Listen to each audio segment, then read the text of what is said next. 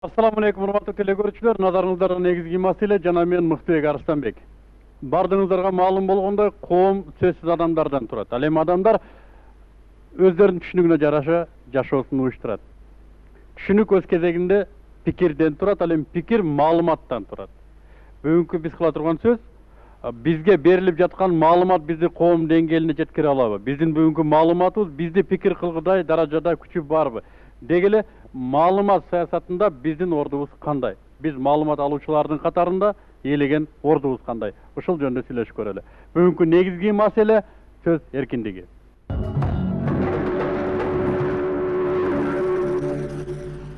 Телекөрүүчүлөр, бүгүн студияга ушул маселени менен кошо чечүү үчүн чакырган коноктор менен тааныштырып өтөйүн. Кыргыз Республикасынын Жогорку Кеңешинин басма сөз кызматынын кызматкери Эрнис Кыязов. Бул жигитти чакырганын себеби бир кездерде Мурдак Акаев доорунда дейбизби, Кор телекомпаниясында апта аналитикалык программасын алып барчу эле. Кыяз Молдокасымов Азаттык медиа ишканасынын мультимедиа жетекчиси, Жармат Кошоков аксакал кадимки эле маалымат керектөөчү, же болбосо ардагер деп кадимки эле биз берип жаткан маалыматты алуучулардын атынан Бакыт Орунбеков, Кыргыз Туусу гезитинин башкы редактору, жана Темирбек Токтогазиев, Кыргыз Республикасынын Жогорку Кеңешинин басма сөз кызматынын жетекчиси. Бүгүнкү биз берип жаткан маалымат коомдук пикирди пайда кыла алабы? Албетте, коомдук пикирди пайда кыла алат. Эгерде ошол коомдо болуп аткан окуялардын баардыгын ар тараптан тегиз чагылдырса, анан дагы эле мурдагыдай Акаевдин режиминдегидей эле бийликтин гана тарапты чагылдырып туруп, экинчи бир эл тарапты, элдин мүддөсүн чагылдырбаса, бул деген толук кандуу коомдук пикирди жарата албайт. Коомдук пикир дегенди кандай түшүндүрөт? Демократиялык коомдо демократиялык принциптерди сактайбыз деп жарыялап аткандан кийин, демек биз демократиялык принциптердин негизинде жашашыбыз керек деп ойлойм да. Басма сөз каражаттарды ошол принциптерди тутуш керек. Ошол демократиялык коомдо да басма сөз каражаттарынын өзүнчө стандарттары бар. Демек бул калыстык, айкындык, оперативдүүлүк, мыйзамдуулук дегенчи. Ушуну сактаса, анан кийин жанагындай коомго бир калыс же болбосо айкын маалымат жетет. Анан ушул маалыматка жараша коомдук пикир түзүлөт да. Мына ошол стандарттарды ким көзөмөлдөйт? Эми мисалы үчүн биринчи кезекте бул мыйзамдуулук да. Биздин конституциябыздагы андан келип чыккан басма сөз каражаттарына байланышкан мыйзамдар аябай мындай демократиялык негизде түзүлгөн деп ойлойм да.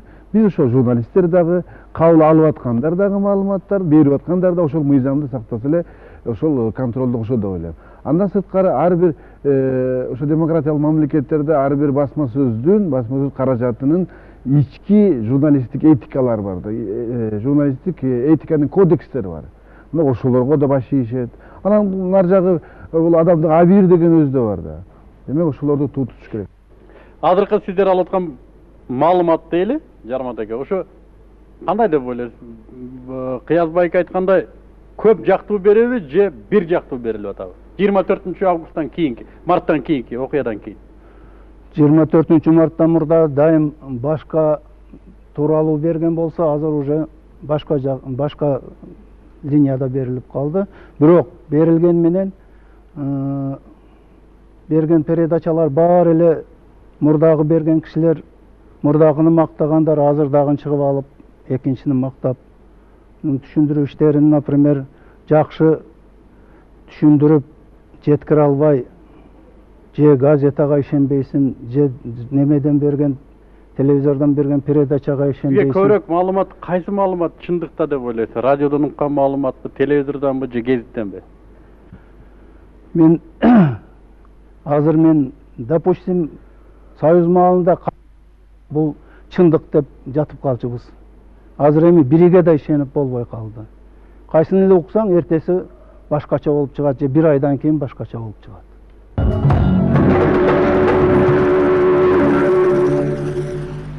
Маалыматты берүүнүн кандайдыр бир цензы болуш керекпи мамлекетте? Бул цензура негизинен бул ар бир маалымат булагынын, газета болобу, журнал болобу же электрондук маалымат булагы болобу, булардын жетекчилеринин, башкы редакторлорунун, директорлорунун өзүнүн ички адамдык буну Бакыт айткандай адамдык баягы моралдык тарбиясына жараша ошонун ички цензине жараша ошол цензура бар да. Гезиттин маалымат таратуудагы этикасы редактордун этика деңгээлинде Ошонун деңгээлинен чыкпай атат да.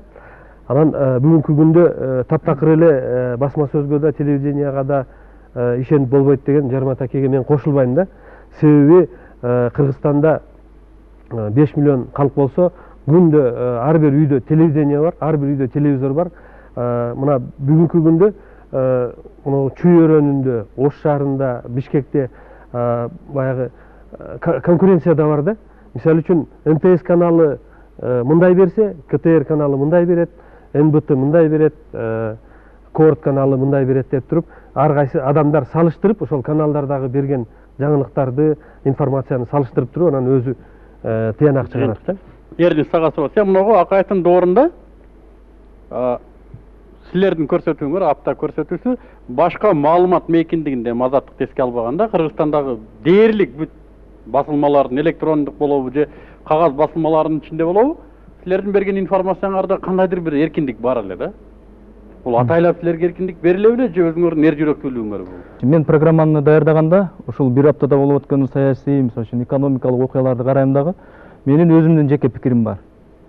Мен интернет сайттарды, гезиттерди окуганда азаттыктын жазганын окуйм, сайттагы Кыргыз туусун окуйм, өкмөттүкүн окуйм, баарын карап көрөм дагы өзүм бир жыйынтык чыгарам. Анан ошонун негизинде текст жазылат, ошонун негизинде материалдар даярдалат. Рас анча-мынча мындай бир кайсы бир кызыкчылыкты, кимдир бирөөнүн кызыкчылыгын көздөгөн жагдайлар болчу эле, бирок менимче акылдуу көрөрман, айрыкча саясий элита, интеллигенция эмне үчүн ошондой болуп атканын, эмнеге андай муктаждык болуп атканын өзү түшүнүп бирге алчу да, менин оюмча. Мен муну айтып атканым, мен келе таң калчумун да, бул балдар айтканды жөнөкөй биз айтсак такыр Сибирге айдап бериши мүмкүн эле деп. Анан ойлоп койчумун, бул балдарга өздөрү уруксат берген окшойт, айта бермейли деп ойлочумун да. Биздин маалыматты кабыл алуучулар жөнүндө сүйлөшүп көрөлү да. Аларга биздин берип аткан информация бүгүнкү күндө маалымат пикирин өзгөртө алабы? Биз алардын пикирин өзгөртө турган маалымат бере алып атабыз. Пикирди өзгөртсө болот. Анткени мына мурдакы бийликтин учурунда ошондой гана коомдо ушундай окуялар болуп атат. Чын эле Кыргызстанда бардыгы жайында деген пикир мына Кыргыз улуттук телеканалдан же болбосо мына өкмөттүк басылмалардан кетчү. Ошол эле учурда Азаттык радиосунан ошонун мыкты жактары дагы, терс жактары дагы, ортодо калыс болгондой кетчү. Ошолордун бардыгы элдин пикирин дары өзгөрттү. Элдин пикирин дары өзгөртүп, мисалы үчүн мына Аксы окуясынын мезгилинде. Андан кийин мына март айындагы окуя, 24-мартка чейинки эле окуя. Мына ушулардын бардыгын улам Азаттыктан угуп отуруп туруп, элдин пикирин өзгөрттү. Чын эле бүгүнкү күндөгү бийлик элди башкара албай калды. Эл мурдагыдай жашай албай калды, бийлик мурдагыдай башкара албай калды. Демек биз жаңыча бир аракетти жасашыбыз керек. Мындай жашоо болбойт деген пикирди элдин жок дегенде 70% ошол мезгилде ошол пикир менен макул болушту. Эгерде ошол мезгилде маалыматты жалаң эле ошол өкмөттүк маалымат каражаттарынан эле уга берсе, анда элде андай пикир жаралбайт болчу. Эми бүгүнкү күндө деле ошондой. Бүгүн деле эгерде бийликти таптакыр эле ошо мактай берсек, мына ушунчалык мыкты сүйлөдү, мыкты иш кылып атат, бардыгы жайында дей берсек, бирок экинчи жактан турмуш ага дал келбесе, анда бүгүнкү күндө кандай болуп атат өзү чындыгында? Бүгүнкү күндө чындыгында өткөл мезгил. Таптакыр жаңы бир бийиктикке жаңыча бир өзгөрүп кетүү боло элек. Жаңыдан бир өткөл мезгил, жаңыдан бир эми кандай болуп кетет деген бир ошондой бир күтүү саясаты сыяктуу болуп атат. Маалымат каражаттарында да ошол саясатпы? Кыргыз туусу газетасында ушул дайыма биринчи тараптын пикирин дагы, экинчи тараптын пикирин дагы. Ал азыркы өкмөткө жагабы, жакпайбы, анын пикири. Мына ошолорду эске алып атабыз бизчи. Бирок мынагу Кыязбек айтып аткан өткөл мезгилди да эске алып атасыңарбы? Мисалы үчүн мамлекеттин кээ бир уюштура албаган маселелер, эми азыр өткөл мезгилде эмнеге бул маселени курчутабыз, эми кичине күтө турбайлы деген саясат барбы?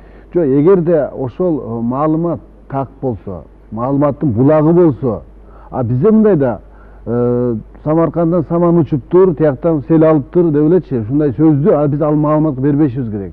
Мына ошо жанагы стандарт деген ушул. Ар бир маалыматтын булагын текшерилиш керек, маалыматтын булагы айтылыш керек. Бул маалымат ким айтты? Бул маалыматты Мыктыбек айтты, бул маалыматты Кыяз айтты депчи. Бул маалымат жогорку кеңештен келди депчи.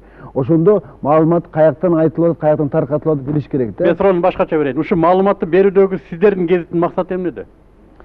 Эми жанагындай да коомдук пикир, эл коомдо турмушта болуп жаткан эмени мындай бурмалабай өзүнүн колу менен кармап, өзүнүн кулагы менен угуш керек да.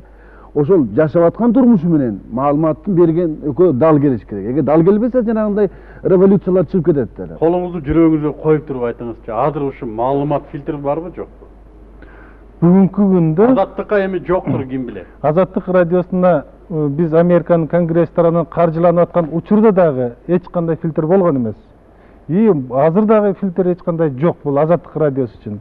Ал эми жалпы маалымат каражаттарынан алып караганда бүгүнкү күндө Акаевдин режиминин мезгилиндегидей фильтр жок. Бирок андан күчтүүрөөк.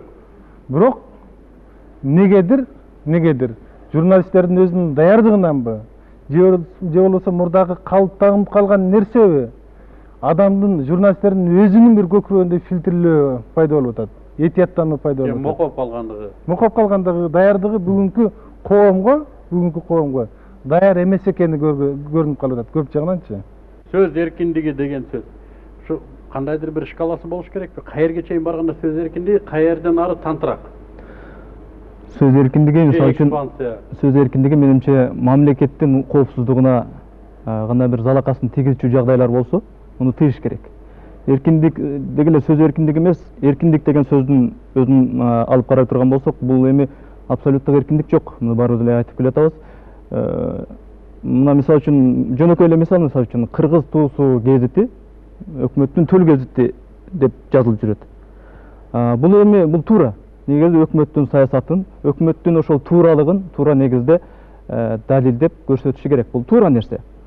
Бирок менимче ал гезиттин журналисттери эч убакта ошол оппозициялык гезиттегидей кылып өзүнүн мисалы үчүн ошол өкмөтүн мындай бир калыс тарадай албайт да менимчечи.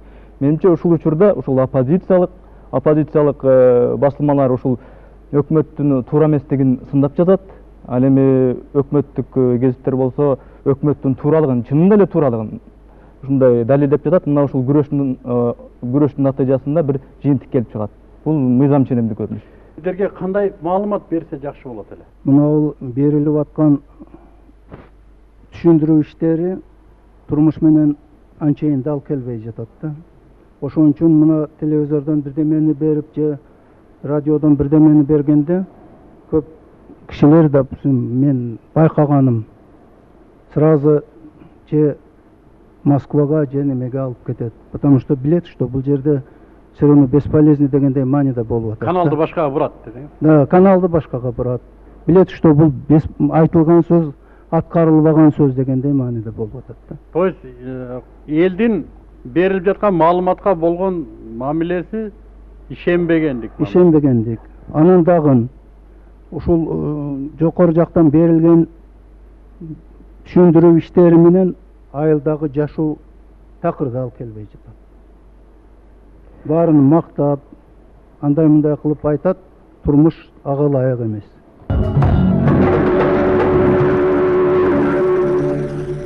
Биздин эл азыр ушу басма сөз каражат мунарасынан караганда саясатташтырылган элби азыр? Революциядан кийин. Бүгүнкү күндө мындай өкмөттүк анан өкмөттүк эмес деп бөлүп, анан өкмөттүк сөзсүз эле өкмөттү макташ керек, өкмөттүк эместер сөзсүз эле аны баягы жиликтеп балталаш керек деген түшүнүктөн биз арылышыбыз керек деп ойлойм да. Себеби ар бир басма сөз баягы каражаты бул электрондук болобу, телевидение болобу, радио болобу, же болбосо газета, журнал болобу, бул негизинен мынакей Жарматек айткандай биздин элибиз үчүн керектүү передача болуш керек. Болбосо, мисалы үчүн азыр кнопка көп. Башка Россиянын каналдарына, же болбосо башка бир түштүктө Өзбекстандын каналдарына, талас жакта Казакстандын каналдарына өтүп кетип көрүшүп атат да адамдарчы. коомдук пикир деген эмне болгон категория? Бүгүнкү күндө журналисттер үчүн биз айтабыз да, силер эмне иш кылып атасыңар десе, биз коомдук пикирди пайда кылуу үчүн иштеп атабыз дейт. Ошол учурда коомдук пикирди эмнеге сүртүп жейбиз вообще? Коомдук пикир кандай, эмне себептен түзүлүш керек?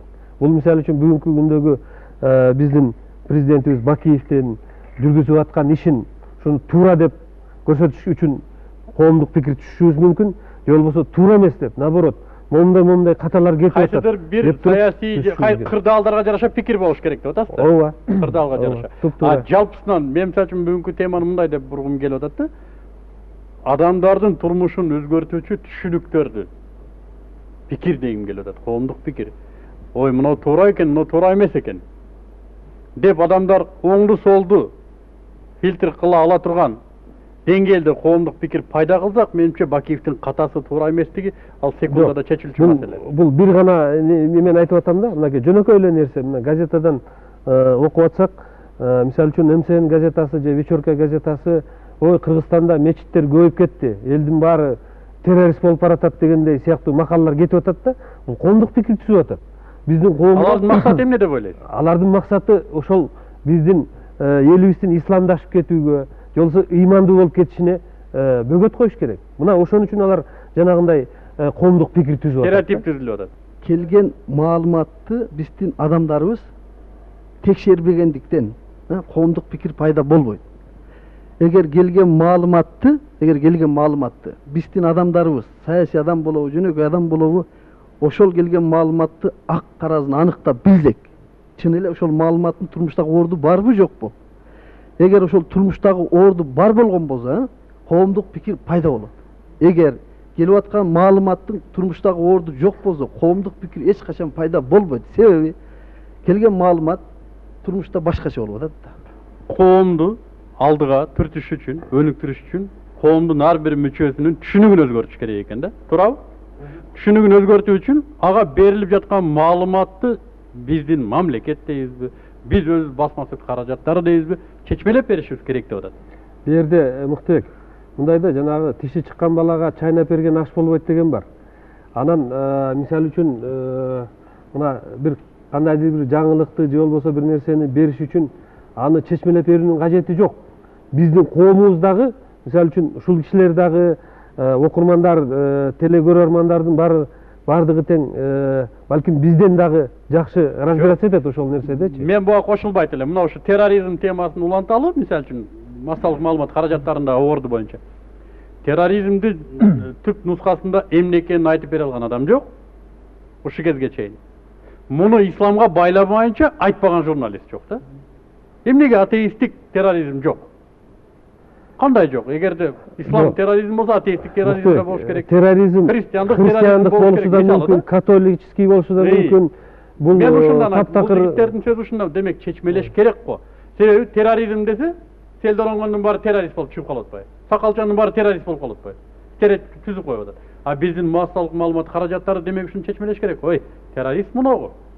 Биздин кыздардын акмагын чыгарып аткан мынау сутенер террорист, эгерде чындап айтсам. Муну арак сатып аткандар террорист, муну арак чыгарып аткан террорист. Ата-энесин таштап кеткен мынау акмак террорист дебейт да. Бул жигит ошону айтып атса керек. Пикирди биз өлөбөй берип атабыз, элде ошо стереотип болуп калып атат. А биз айтып аткан сөз эркиндиги десе, биз маалыматты бергенде эле айтып атабыз да.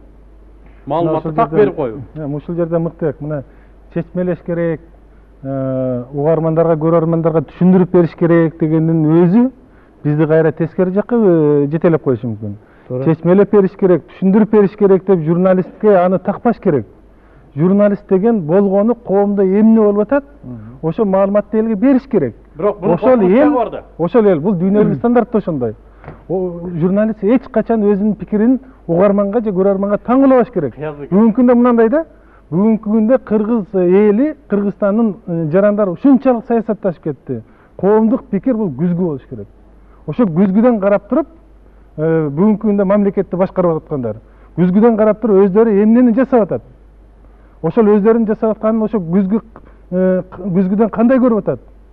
Ошону карап туруп, анан кийин ошонун ары багыт алып иштеш керек.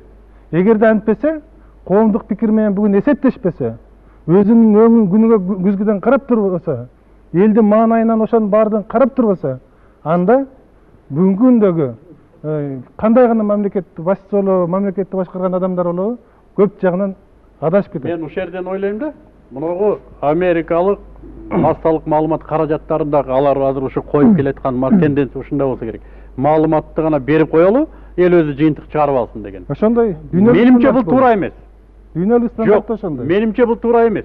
Маалыматты берүү менен элдин түшүнүгүн угдай албайсыз. Элге түшүнүктүү бериш керек. Мынагу туура эмес деген. Аны биз каерден алабыз? Бул башка маселе. Анда ал журналистти кандайдыр бир нерсеге багыттап, кайсы бир бийликтин сөзүн сүйлөгөнгө, кайсы бир цензурадан кийинки сөздү айтканга мажбурлап коет. Енді бұл жерден біз бір мәселеге келеміз. Біз мамлекеттік түзілішті қаласа, біздің мамлекетімізде бір идеология болуш керек. Журналист болу, кетменчи болу, ошол идеологиядан улам сүйлөш керек да. Биздин идеологияга мынагу ылайык келбейт. Мынагу кылып атканың туура эмес, мынагуну кылсаң жакшы деген түшүнүктү берүү журналисттин максаты болуш керек. Ошол эле бүгүнкү бузукулуктарга кантип коомдук пикир түзөбүз эгер жөн эле маалымат берип койсок?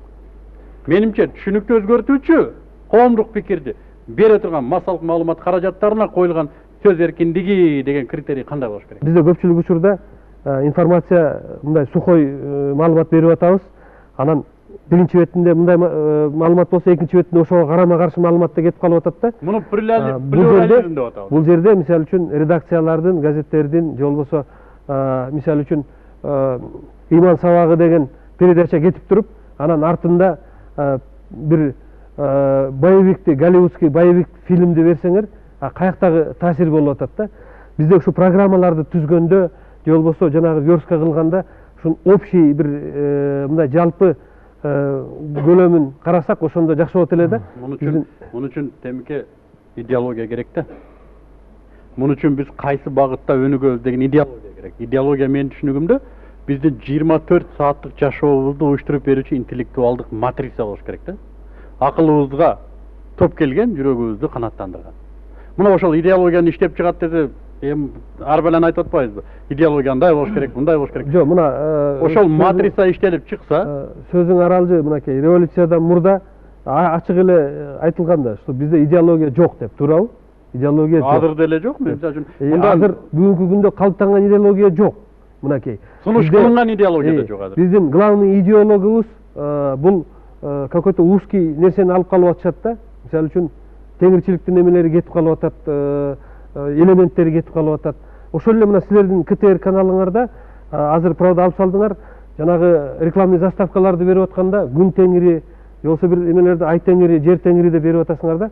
Мунун өзү дагы ушул нерсени таңуулаган идеология болуп атат. Анан бизде жок деген менен идеология бар да. Аны мен идеология деп элем. Муну жөн орусча айтканда маразм дейт элем да. Бул идеология эмес. Бул порнография идеология болгончу. Идеология айтып атпайм, 24 сааттык биздин жашообузга матрица болуш керек. Мен кошунам менен кандай мамиледе болушум керек, аялым менен кандай, мынауга кандай мамиле кылышым керек, мынауга кандай мамиле кылышым керек, мына тамакты кандай жейишим керек, эмне кылышым керек. Буга кайсы идеология бизге жооп берет? Ал жок. Бул доктрина жок бизде. Сунуш кылган адам да жок. Жок, ошол нерсени биздин могу башкы редакторлор, ошол басма сөздү уюштуруп, ошону элге берип аткан адамдардын деңгээли бийик болуш керек да, чтобы ошол өзүнүн деңгээлинен, өзүнүн жанагындай фильтринен өткөзүп туруп бериш керек.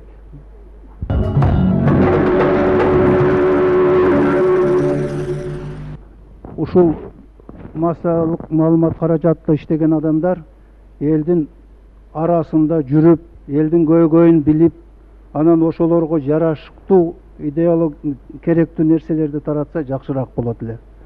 Анан көп биздин атуулдар элдин чукур катмарга кирбей эле бул жактан эми саясат менен бардыгын аралаштырып туруп жакшылап бере берет. Ал элди, допустим, уккусун да келтирбейт да. Вот көп учурда мен эми элдин айылда көп болом. Айтылган сөз менен турмуш айкалышпагандан кийин ал эч кандай элге пайдасы жок болуп атат. Реалдуулукта орду жок. Орду жок болуп атат. Акыл айтканды, бирдеме үйрөткөндү, мына мисалы үчүн улуу урматтуу Курманбек Салиевич мындай кылып атат, мунун кылганы негизинен туура болуп атат дегенди мисалы үчүн коюш керек да. Мисалы үчүн ак болсо дебейт, муну подхалимаж дейт. Жок, подхалимаж дейт. Мисалы үчүн башка деле маселени алалы, башка маселеде мисалы үчүн бир нерсени көрсөтүп гана коюш керек. Бирөө акты көрсөтөт, бир маалымат каражаты, бирөөсү караны көрсөтөт, көктү көрсөтөт, агышыракты көрсөтөт. Ошондон эми ал жерде ошол маалымат каражатында иштеп аткан журналист ошого жараша өзү да талдайт да, эмнеден алышым керек, президенттен эмнеден алышым керек, өтүкчүдөн эмнеден алышым керек. Ошону өзүнчө анализдеп туруп, анан кийин коомго чалдырыш керек. Мен азыр акыркы бир мисалды берейин. Мисал үчүн демократия деп атабыз да. Демократияга болгон элдин пикирин биз туура эмес түздүк да акыркы кезде. Демократия десе биздин элде эмне деген стереотип бар. Чыныгы демократия такыр башка, андан Кудай сактасын. Чындап айтканда да, менин жеке пикирим, ал демократия али бизге келе элек. Ал демократия кезде кыргыз али таппай калат деп атырган нерсесин. Бизде бүгүнкү күндөгү реалдуу биздин мамилени, мисалы үчүн тандоо укугун демократия деп ойлойбуз. Сүйлөө укугуну демократия деп ойлойбуз. Бул такыр башка нерсе. Бул биздин табигый укуктарыбыз. Сүйлөө, тандоо. Мурда советтер бизге тандаган мүмкүнчүлүк бербейт эле. Шайлоодо өздөрү биз үчүн добуш берип койот эле. Анан кийин перестройка болду да, демократия, эми сен каалаганыңды шайлайсың десе, ушу турбайбы демократия деп атат. Бул кадимки эле тандоо укугу деп ойлойм да. Мына ушуга болгон, мисалы үчүн коомдук пикирди пайда кылууда карагыла кандай идеология кетип атат. Бул азыр чышталып аткан кайырмак да. Биздин эл өткөндө бирөө жакшы сөз айтты. Кыргыз демократиясы башка, тигилердин демократиясы башка деп. Мен айттым, эгерде тигилердин демократиясын биз тана албасак, анда кыргыздын демократиясын мындай маскаралабай башкача атабайлыбы дедим да. Балким бул бүгүн пикирди пайда кылуу ушундай болуп атса керек. Демократиянын өзү которгондо элдик бийлик деген сөз, элдин бийликке катышы, элдин коомдогу баардык процесстерге эркин катыша алышы, тандоо, шайлоо, сүйлөө деген баардыгычы. Демек, муну биздин тарыхтын өзү айтып келген туурабы? Биз эмне үчүн башкалардан алдыраак, башка кошуналарга караганда мүмкүн ылдамыраак өздөштүргөн каныбызда бардыр мүмкүн. Просто кайрылма ушул жерде тушталып атат. Мына эл бийлиги деген сөздүн өзү эл бийлиги эмес деген сөздү алып келип атат. Мына бүгүн эл бийлигиде туруп парламентти шайладыңыз, парламент элдин айтканын кылып атабы? Элдин бийлигин өткөрүп атабы парламент? Жок, албетте. Бул жерде мен сизге кошулбайм, Мыктыбек. Парламент элдин эмесин баягы коргогон жок деген сөзүңүзгө. Эл кандай болсо ошого жараша өкүлдөрүн шайлап алат да. Бизде ошондой эле болуп келбеди. Ошол эле саясий өңүттү ала турган болсок, бийлик кандай болсо, оппозиция ошого жараша болуп келди да. Ошол чындыктардын эң чындыгы биздин 5 миллион элибизге бул жак айттык го, демократияга кетип атабыз. 10 жылдан барабыз, 15 жылдан барбай туруп, жакшы жактарын, жаман жактарын элге ачык бериш керек. Экономика жактан жетишкен ушундай болот. Дин эркиндиги мындай болот. Жекече эркиндик мындай болот. Эл түшүнүш керек ошону. Эл түшүнбөй эл ээрчип кетип атат азыр. Менин пикирим ушундай. Эл түшүнбөйт азыр демократияны. Алардын демократия батыштын экономикасына гана кызыгып атабыз да. Сырты жалтырак, ичи калтырак.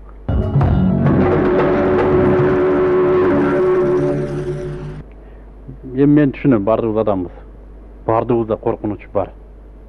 Баардыгыбыз Кыяз Молдокасымов эмес. Ошентсе да элдин түшүнүгүн өзгөртө ала турган бизде күч барбы азыр массалык маалымат каражаттарында? Мына бүгүнкү түзүм туура эмес. Мына биз момундай жашасак туура.